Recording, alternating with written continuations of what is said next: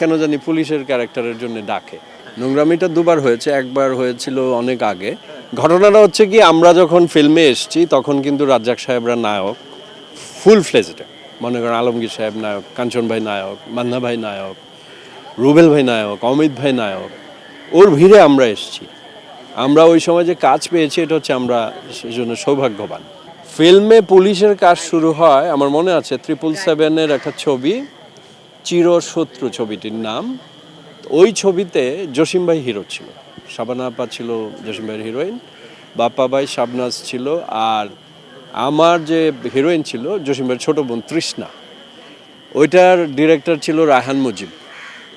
তো ওই থেকে শুরু, এ পর্যন্ত আমি না হলেও 30-40টা হবে, আমি কম বেশি হতে পারে, 30-40টা পুলিশের ক্যারেক্টারে কাজ করেছি।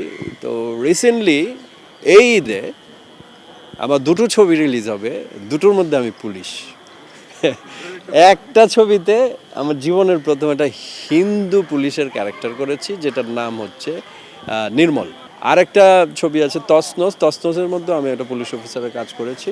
আরেকটা ছবি রিলিজ হবে ঈদে, মাসুদ রানা। ওটার মধ্যে আমার ক্যারেক্টারটা খুব বড় না, ছোট, কিন্তু একজন মেজর জেনারেলের কাজ করেছি। তো পুলিশের অনেক কাজ করেছি, আমি জানি না, মানে একটা গল্প রেডি হলেই আমাকে কেন জানি পুলিশের ক্যারেক্টারের জন্য ডাকে। একবার আহত হয়েছিলাম অনেক আগে, ডিরেক্টর ছিল MM সরকার। আমি একটা ছাদের উপরে শুটিং করছিলাম, তো আমার খেয়াল ছিল না ছাদটা নতুন ঢালাই করা হয়েছিল। আমি যখন আমাকে বললো যে দৌড় দিতে, আমি দৌড় দেওয়ার পর পড়ে গেছিলাম, পড়ে গিয়ে হাতেটাতে অনেক জায়গায় ইনজুর হয়ে গেছিলো। এরপরে আর হয় না।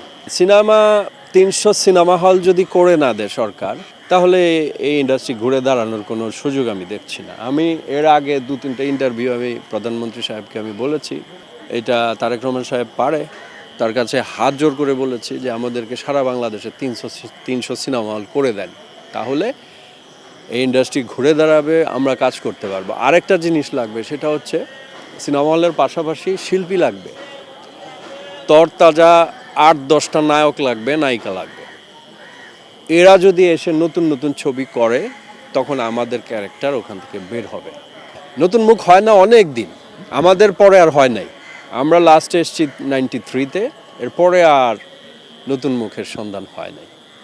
নতুন মুখের সন্ধান হলে অনেকগুলো ছেলে মেয়ে আসতে পারে, এবং গল্পের প্যাটার্নগুলো রাখতে হবে। যে মনে করেন একটা স্টার হিরোর সাথে আর একটা ছোট হিরো পাঞ্চ করে দিতে হবে, 1-2টা গান থাকলো, 4-5টা সিকোয়েন্স থাকলো, আমরা যেভাবে করেছি, তাহলে ওই শিল্পীগুলো পরিচিত হবে বাংলাদেশে, তারপর ওরা দাঁড়ায় যাবে। মাল্টিকাস্টিংয়ের ছবি হচ্ছে না অনেক দিন, বড় আকারের মাল্টিকাস্টিংয়ের ছবি হচ্ছে না।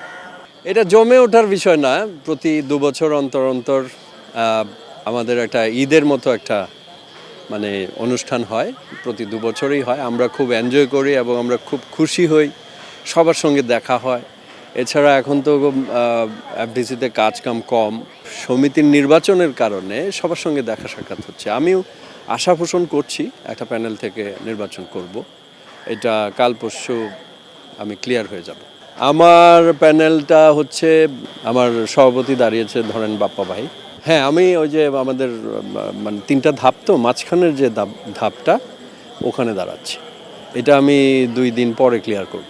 এইটা আসলে মানে ম্যান টু ম্যান ভেরি করে। আমি কখনো এটাকে অন্যভাবে দেখি না, আমি এটাকে আনন্দ এবং ঈদের মতোই মনে করি। কারণ হচ্ছে কি, যেদিন নির্বাচন হবে তারপর দিন কিন্তু আমরা সবাই এক। সভাপতি পোস্ট থাকে 2জন থেকে 1জন পাশ করে, সেই সভাপতি কিন্তু সবার, আমাদের যে 500-র উপরে যে মেম্বার আছে সবার সভাপতি হয়। সো এটা অনেকে আছে একটু মন থেকে একটু অন্যরকম ভাবে, কিন্তু আমি এটা মনে করি না। নোংরামিটা দুবার হয়েছে, একবার হয়েছিল অনেক আগে, সেবার একটু নোংরামি হয়েছিল, আর পরের বার আবার একটু নোংরামি হয়েছে। ওই কাউকে ঢুকতে দেওয়া হয় নাই, কোনো পরিচালক ঢুকতে পারে নাই, সমস্ত পরিচালক বাউন্ডারির বাইরে দাঁড়িয়েছিল। না, এটা একটা আইনের মতো করে নিয়ে আসছিল তখনকার যে সেক্রেটারি পোস্টে যিনি দাঁড়িয়েছিল উনি। তো আমরা এবার এটা চাই না, এটা আমি সঠিক বলতে পারছি না। যদি কেউ করে থাকে, আমার মনে হয় না এবার খুব সুবিধা করতে পারবে। এবার যদি ওরকম মনে করে যে হ্যাঁ আমরা একটা পেশি শক্তি আমরা ইউজ করব, আমার মনে হয় না এটা তার জন্য বুমেরাং হবে।